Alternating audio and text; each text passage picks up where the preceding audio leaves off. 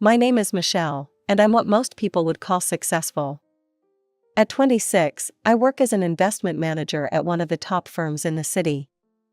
I have a decent apartment, rented, but still, a good job, and enough savings to finally buy my own place soon. No mortgage, no loans, just the way I want it. Everything was going according to plan until that phone call from Aunt Sarah changed everything. "Michelle, honey, are you coming for Thanksgiving this year?" Her warm voice brought a smile to my face. Aunt Sarah had been more of a mother to me than my actual mother ever was. "Of course, I wouldn't miss it," I replied, already looking forward to her famous apple pie. What I didn't expect was who else would be there. I should probably explain why my aunt's call meant so much to me. You see, I haven't spoken to my parents or my older sister Jessica in 8 years. Not since that day I graduated high school. I had just received my acceptance letter to college with a partial scholarship for investment management. I was over the moon, it was everything I'd worked for. I rushed home to tell my parents, expecting them to be proud. Instead, I got the conversation that would tear our family apart. "We can't pay for your college, Michelle," Mom said, not even looking up from her magazine. "Your sister's getting married soon, and we need all our savings for her wedding." "But what about Grandma's money?" I remember my voice shaking. "She left it specifically for my education, you promised her." Dad shifted uncomfortably in his chair. "Things change, honey. Jessica's wedding is more important right now. You'll figure something out." That's when everything I'd been holding back for years came pouring out. More important? Just like everything else about Jessica has always been more important? The argument that followed was ugly. Years of feeling second best exploded into accusations and tears. I packed my bags that night and went to the only person who had ever treated me fairly, Aunt Sarah. She took me in without hesitation. What I didn't know then was that she had been saving money for her own son's education. But he had died in a car accident a few years before, and she offered that money to me. I only accepted on the condition that I would pay her back every penny once I graduated and got a job. Those college years were tough. I worked part-time at a cafe while maintaining my grades and scholarship. But I made it through, landed a job at a prestigious investment firm, and 2 years later, paid back every cent to Aunt Sarah. Life was good.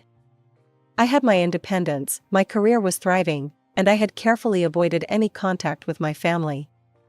Until that Thanksgiving invitation.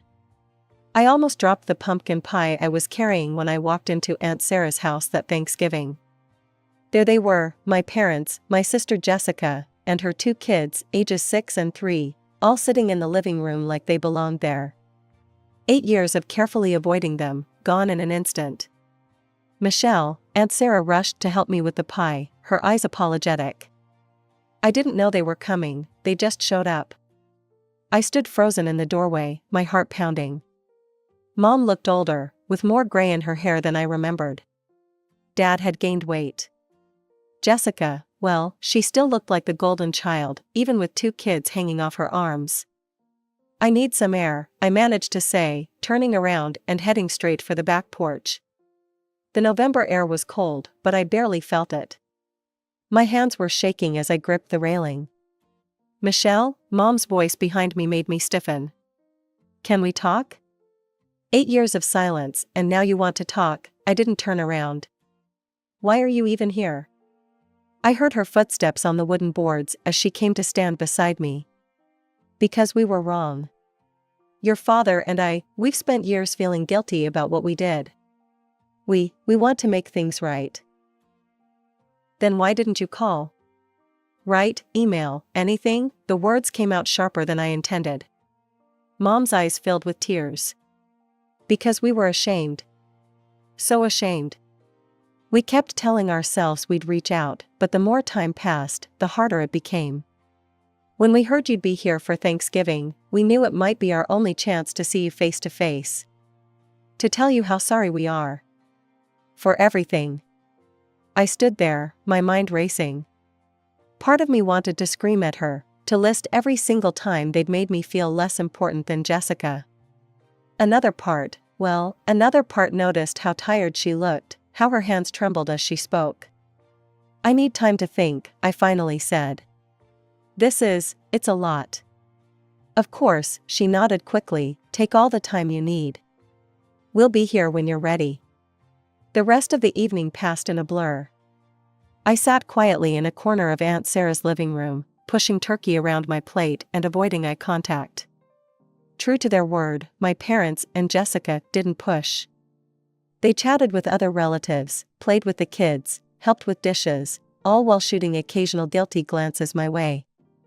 I watched them when they weren't looking. Mom helping Aunt Sarah in the kitchen, Dad entertaining Jessica's kids, Jessica herself looking somehow both confident and uncertain.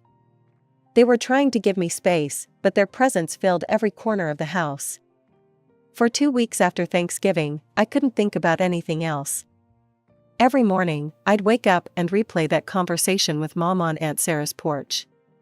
Every night, I'd lie awake wondering if I was making the right decision by even considering forgiveness.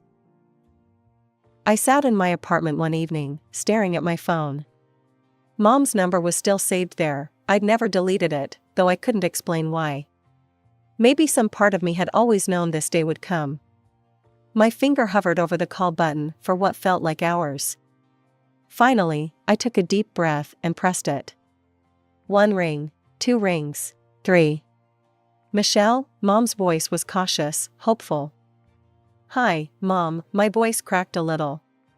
I've been thinking about what you said at Thanksgiving. I think I'd like to try, slowly.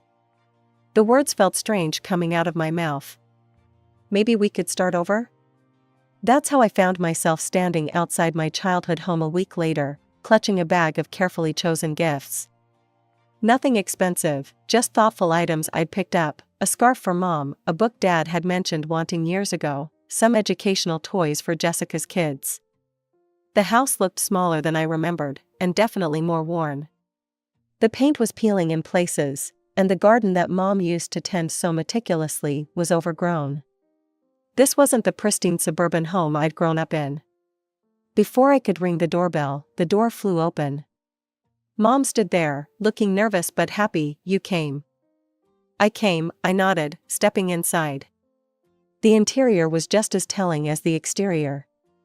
The furniture was the same from 8 years ago, but now showing obvious wear. The walls needed a fresh coat of paint, and the carpet was threadbare in places. Dad emerged from the kitchen, looking uncertain. Jessica was there too, her kids hiding behind her legs. I handed out the gifts, watching their faces as they opened them. Mom's eyes welled up when she saw the scarf, and Dad actually smiled at the book. Over dinner, Mom had made my favorite lasagna from childhood. The truth about their lives emerged. Jessica's marriage had ended badly 2 years ago, forcing her to move back home with the kids. Mom's health problems had reduced her to part-time work at the library, and Dad had been forced to take a lower-paying position after his company downsized. How about you, Michelle? Jessica asked carefully, pushing her food around her plate. How's work? Good, I replied, trying to keep my tone neutral. I'm at Morton and Associates now. It's a large investment firm downtown. The rest of the evening continued like that, careful conversations, avoided topics, and an underlying tension that nobody wanted to acknowledge. We were all trying so hard to be normal that it felt anything but. Over the next few weeks, something shifted. Jessica started showing up at my office during lunch breaks, usually with 2 cups of coffee from the shop downstairs. We'd sit in the building's courtyard, catching up on 8 years of missed conversations. She told me about her failed marriage, how her ex-husband turned out to be terrible with money, and even worse with commitment. As Christmas approached, I found myself actually looking forward to family celebrations.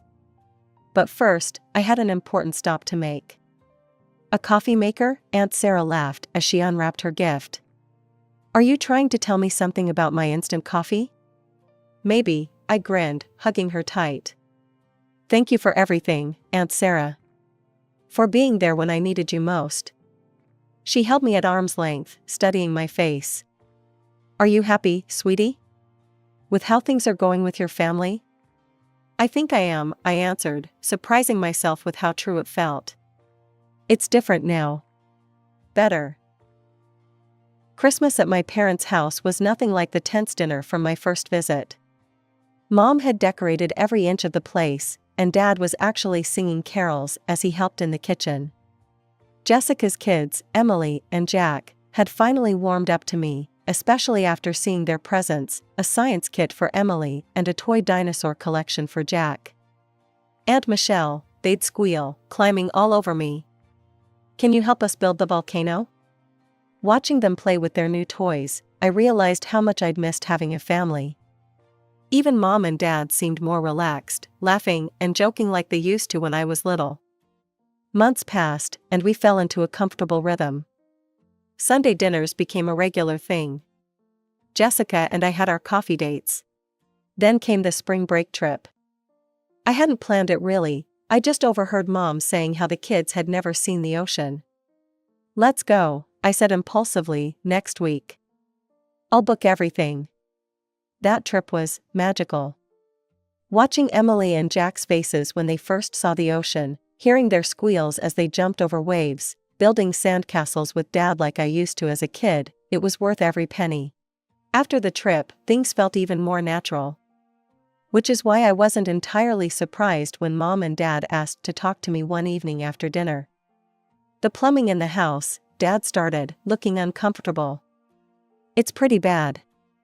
We've been putting off repairs, but..." "We hate to ask," Mom jumped in, "but we could really use some help." I wrote them a check right there. It wasn't a small amount, but seeing their relief made it worth it. After that, there were other requests, nothing unreasonable. A new water heater when the old one died. Help with Jessica's kids' school supplies. Small things that family helps each other with. It was during a regular Sunday dinner when Mom dropped the bomb. She'd been quieter than usual throughout the meal, pushing her food around her plate instead of eating. Finally, as Dad was serving dessert, she spoke up. "I lost my job," she said, her voice cracking. "They're cutting positions at the library, and mine's one of them. I don't know what we're going to do. The medical bills, the house payments." I watched my mother's hands trembling as she held her coffee cup, saw the worry lines deepening on Dad's face. They looked old, suddenly. Vulnerable. Before I knew what I was saying, the words were out of my mouth. "I can help," I heard myself say. "I can afford $1,500 a month, it's not a problem." The relief on their faces was immediate and overwhelming. Mom started crying again, but this time from happiness. Dad got up and hugged me so tight I could barely breathe. And so began our new normal. Every month, like clockwork, I transferred the money to their account. They never asked for more than we'd agreed upon, though occasionally they'd mention needing something specific, new winter boots for Jack, or a replacement for their ancient microwave. Jessica and I grew even closer during this time. When I had to travel for work, I started bringing her along whenever I could. Nothing too extravagant, a weekend in Chicago, 3 days in Boston, a quick trip to Miami. Just sisters making up for lost time. Life fell into a comfortable pattern. Sunday dinners, monthly transfers, occasional shopping trips with Mom, helping Jessica's kids with their homework. It wasn't perfect, but it felt like family should feel. Then came the call that would change everything. "Michelle?" Mrs. Peterson, my landlady, sounded apologetic. "I need to talk to you about the apartment. My grandson is graduating from college in a few months, he'll be working in the city, and, well, I promised him the apartment." "Oh," I said, looking around at the space I'd called home for so long. The wall I'd painted pale blue on a whim. The window seat where I loved to read on rainy days. "I'm so sorry," she said, "you've been a wonderful tenant. I'll give you plenty of time to find something else, of course." After hanging up, I sat in my favorite spot by the window, thinking. I'd been saving diligently all these years, even with helping my family. My investment portfolio was doing well. Maybe this wasn't a setback at all. Maybe it was the universe giving me a push. I spent the next few weeks meeting with Sarah, my realtor, viewing apartments during my lunch breaks and after work. I had a clear vision of what I wanted, something modern, close to the office, with enough space for a home office. I was particularly excited about a corner unit in a new building just 3 blocks from work. I could already picture myself here, drinking coffee on the balcony, hosting dinner parties in the open-concept kitchen. But I kept it all to myself, wanting to surprise my family with the news once everything was finalized. "Sorry, Mom, I can't make it to dinner this Sunday," I said during our weekly call. "We've got some problems at work."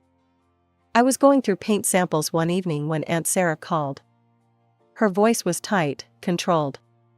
"Michelle, can you come over? We need to talk, it's important."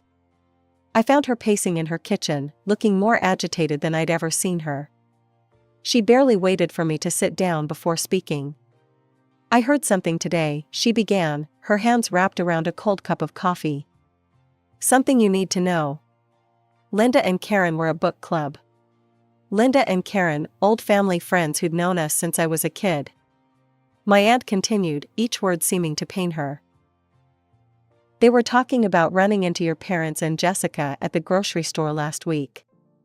Apparently, after you started helping them financially, your family's been talking about you to a lot of people."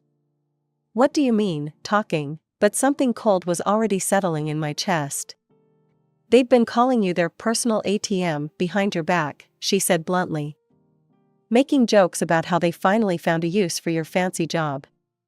Jessica's been telling people how she just has to mention wanting to go somewhere, and you'll pay for the whole trip." The room seemed to tilt sideways. That can't be right." "There's more," Aunt Sarah's voice was gentle now. "Your mother's been bragging about how she doesn't really need to find another job, because Michelle's good for the money. They've been laughing about it, Michelle. Making fun of how eager you are to help them." I sat there, feeling like I'd been punched in the gut. Part of me wanted to deny it, to defend them. But I knew Aunt Sarah would never make this up. And suddenly, little things started clicking into place, the way they changed the subject whenever my job came up, how the requests for help had become more frequent, the calculating looks I sometimes caught them exchanging. "I'm so sorry, sweetheart," Aunt Sarah reached for my hand. "I debated whether to tell you, but you deserved to know." I sat there for a long time, thinking about the past year. All those family dinners, the trips with Jessica, the monthly transfers, the grateful tears in Mom's eyes when I helped with bills. Had it all been an act? Then, slowly, an idea started forming.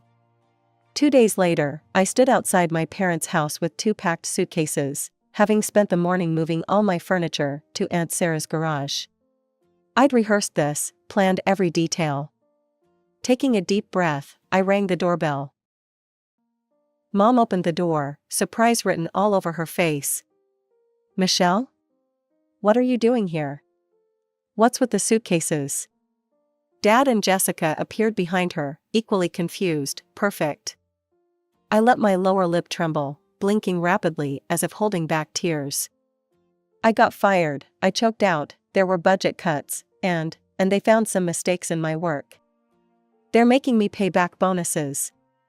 I can't afford my apartment anymore. I was hoping, maybe I could stay here? Just for a few months until I get back on my feet." The silence lasted exactly 3 seconds before Mom's concerned expression transformed into something ugly and unfamiliar. "Does this mean you won't be sending us the monthly money anymore?" she demanded, all pretense of sympathy gone from her voice. I felt my heart crack a little, even though I'd been expecting this. "No, Mom, I won't have any extra money for a while." Jessica stepped forward, her face flushed with anger. "What about our Europe trip next month? The one you promised to take me on?" My hands were shaking, but I forced myself to maintain the act. I simply shook my head, looking at the floor. That's when all hell broke loose. "You stupid, irresponsible girl," Mom's screech made me flinch. "How could you let this happen?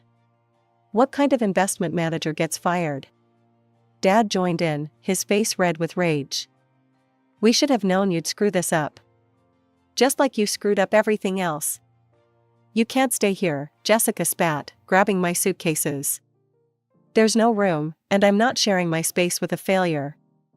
I watched in stunned silence as my sister dragged my luggage to the front porch and dumped them outside like trash. These were the same people who'd hugged me at Christmas, who'd cried grateful tears when I helped them, who'd claimed to be so sorry for the past. We don't need you here without your money, Mom sneered. You'll never get another decent job after being fired like this. We're not supporting a deadbeat. I stood there, taking it all in. The masks had finally fallen, revealing the ugly truth beneath. Every Sunday dinner, every family moment, every reconciliation, it had all been a calculated performance. Aunt Sarah had been right. Looking at them now, Mom's twisted expression, Dad's red face, Jessica's contemptuous sneer, I felt oddly calm. Something inside me that had been hanging by a thread finally snapped clean. Without a word, I turned and walked to my suitcases. Behind me, their voices rose in a chorus of insults. Leech, ungrateful brat, don't come crawling back. I wheeled my suitcases down the driveway in silence, their shouts following me like angry wasps. The neighbors were peeking through their windows now, but I couldn't bring myself to care. 20 minutes later, I was back at Aunt Sarah's house. She took one look at my face and opened her arms. I fell into them, finally letting the tears come. They showed their true colors, didn't they? She whispered, stroking my hair.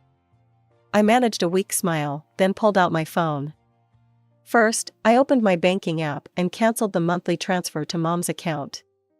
Then I pulled up the travel website where I'd booked Jessica's dream European vacation.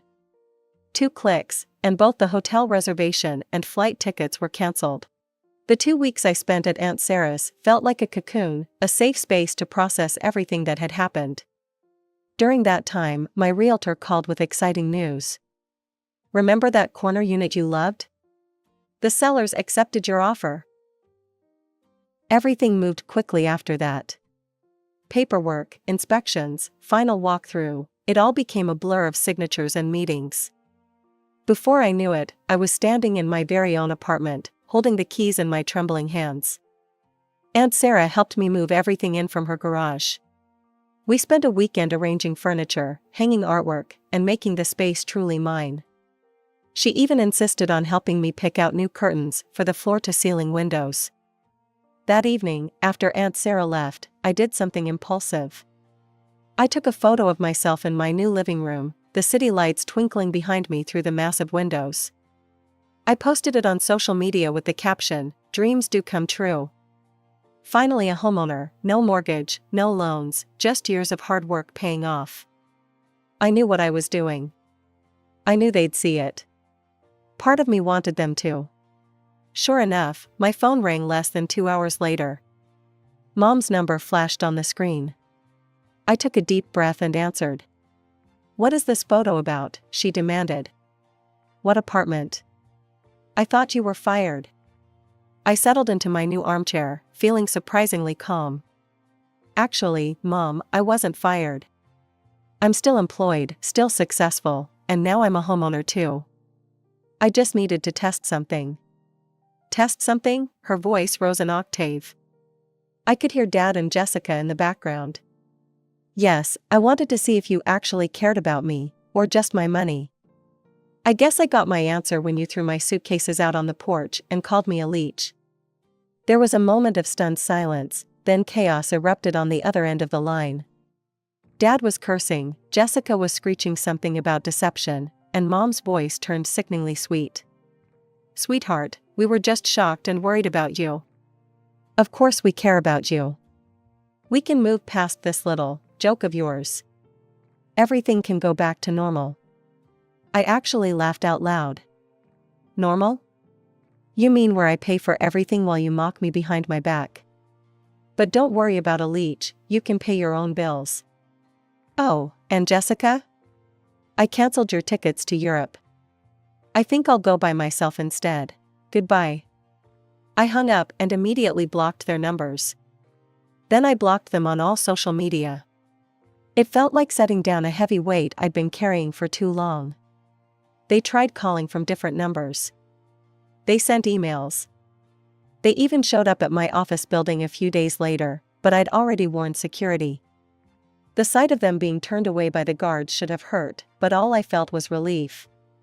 That weekend, Aunt Sarah came over for dinner in my new home. I'd cooked her favorite lasagna, and we sat on my balcony watching the sunset. "Are you okay?" she asked, refilling our wine glasses. "I have everything I need right here," I said, raising my glass. "A home of my own, a job I love, and the only family member who ever truly mattered." Aunt Sarah clinked her glass against mine, and we sat in comfortable silence, watching the city lights come alive below us. Sometimes, I realized, the family you choose is better than the family you're born into. And sometimes, the hardest lessons lead to the most beautiful beginnings.